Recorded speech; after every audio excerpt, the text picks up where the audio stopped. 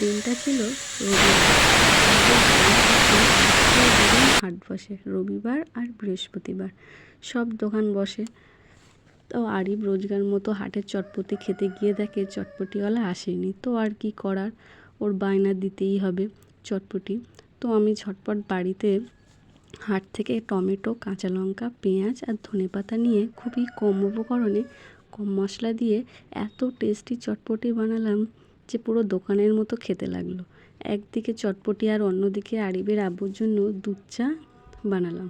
তো প্রথমে কড়াই তেল গরম করে পেঁয়াজগুলো দিয়ে আদা রসুন দিয়ে ভালো করে মশলাটা কষিয়ে নিয়ে জিরে মরিচের গুঁড়ো, লঙ্কার গুঁড়ো, লঙ্কাটা একটু কমই দিয়েছি কারণ ও ঝাল খেতে পছন্দ করে না আরিফ।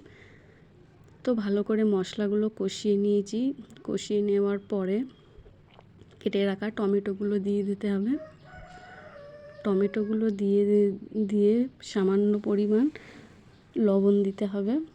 সামান্য না, মানে পরিমাণ মতো লবণ দিতে হবে। টমেটোটা তার মধ্যেই সিদ্ধ হয়ে যাবে।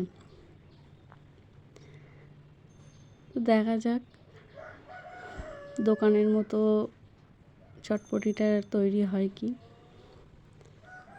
একে একে সব মশলা দেওয়ার পরে অল্প একটুখানি হলুদের গুঁড়ো,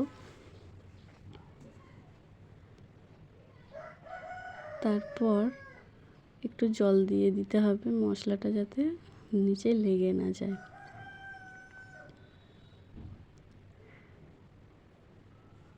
জল দেওয়ার পর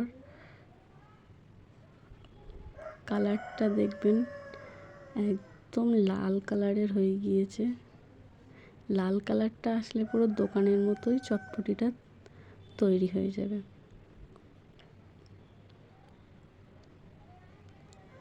ভালো করে কষিয়ে নেবেন, না হলে সিদ্ধ বুটের গন্ধ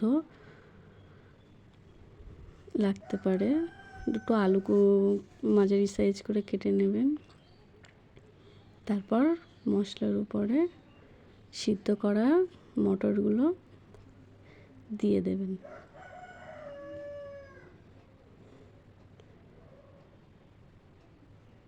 তারপর হলুদের পরিমাণ যদি কম হয় তা একটু হলুদ দিয়ে দেবেন। আমার ঠিকঠাকই ছিল বলে আমি আর দিচ্ছিলাম না। তারপর পুরো রেডি হয়ে গেলে উপরে ধনেপাতা ছড়িয়ে দেবেন। দেখা যাক আরিফের রিয়াকশানটা কেমন হয় খেয়ে। ও তো খুব খুশি।